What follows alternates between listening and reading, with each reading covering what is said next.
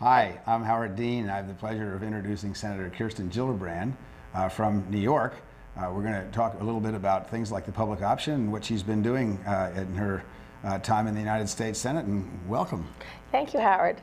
Would you like to tell me what your major kind of short-term priorities are in the Senate in your first surprise term here? Yes, well, you know, I'm really trying to be a voice for those who don't have fancy lobbyists, those who are most vulnerable among us. And I've looked on a lot of children's issues because I'm on the Ag Committee. We're going to do the Children's Nutrition Bill this year, so I'm going to focus on childhood obesity, some of other childhood conditions and diseases like autism and childhood diabetes. Also focused on basic things like clean water. There's a lot of pharmaceuticals in our water.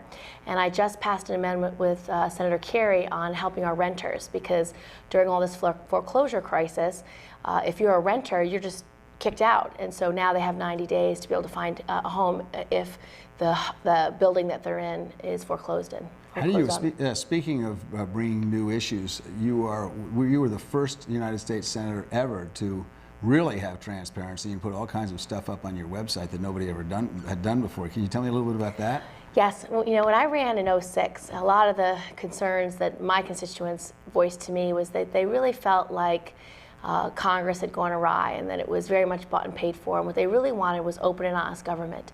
So one thing I did was try to put more information online. So I put on all of my earmark requests so people would know, you know, I asked for a road, I asked for a bridge, but they could say, well, what we really needed was the senior center, so I could get that kind of feedback.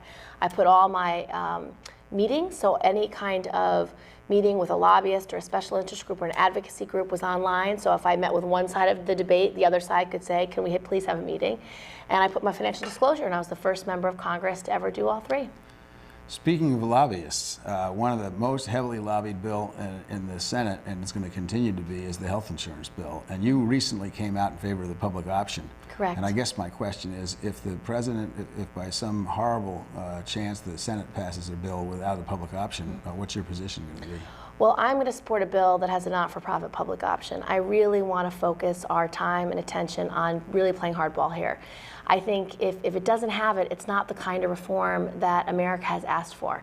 So I'm going to do everything in my power to make sure there's a not-for-profit public option. And one of the formulations I really like is the Medicare for All formulation, where you can open up Medicare and to anybody who wants to buy in. And I would have people buy in. I'd have them buy in. It could be a sliding scale, but something about 5% of your income.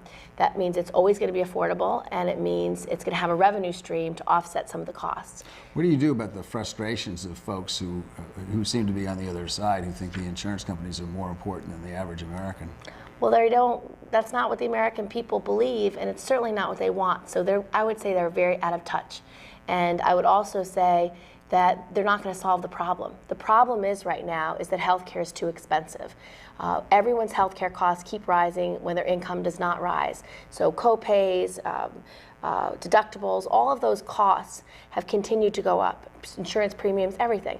And so what we want to do is make it affordable. And I think affordable quality health care is a right and should not be a privilege. Well, I've got two more tough questions for you. You know, you've had to make a difficult transition from a House member to a Senate member, and from coming from what is arguably the most conservative district in New York to now representing an entire state where the politics is different than it was in your home district. There are two different districts, two issues which have got to be tough for you. One is the Employee Free Choice Act. What's your position on that, and why? And how have you had to kind of move that around, since you now represent a whole state instead of just a conservative district? You know, I support the Employee Free Choice Act, and I actually supported it as a House member as well, because I believe... That takes some courage for the district you came from. Sure. Well, I believe that our unions have been advocates for working families since their inception. I believe that what the union movement is about is fair labor laws, fair pay, making sure that we have a level playing field. And they really do fight for the working families, core values of America. And so what the Employee Free Choice Act, all it does is allow for people to unionize if they want union representation, and takes away some of the intimidation and factors that really have prevented it for over the last several years under the Bush administration.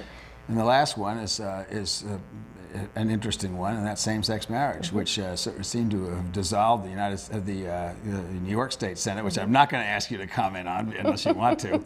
But same-sex marriage certainly is not an issue that would have received major support in your much more conservative district before. Where do you stand on that?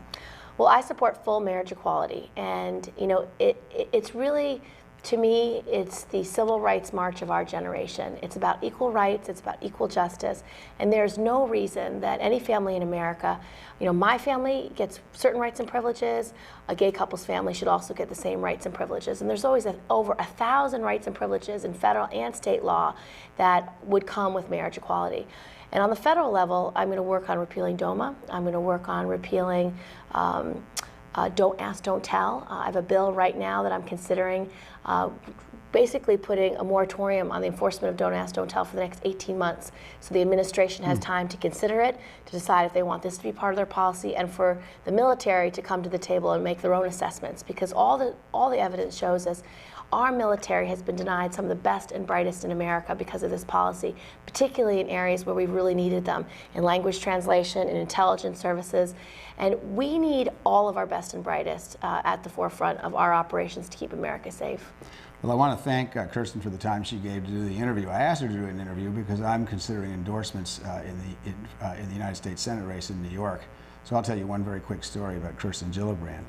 She was elected in 2006, and I spent 4 years in Washington. A lot of people in Washington will say a lot of things and usually don't do anything about it. She came in about 2.5 years ago when she was a representative and told me, when I was chairman of the DNC, that she wanted to do something for women through the Women's Leadership Forum. And I thought to myself, this is really great, but I'll bet it'll never happen.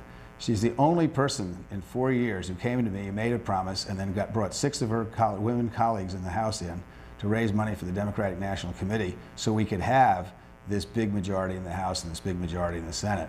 And today she's satisfied me that she knows how to use that majority in order to get things done. So I'm pleased to endorse Kirsten Gillibrand for the United States Senate for her re-election. Thank you, Howard. It's my pleasure. Good luck. Thank you.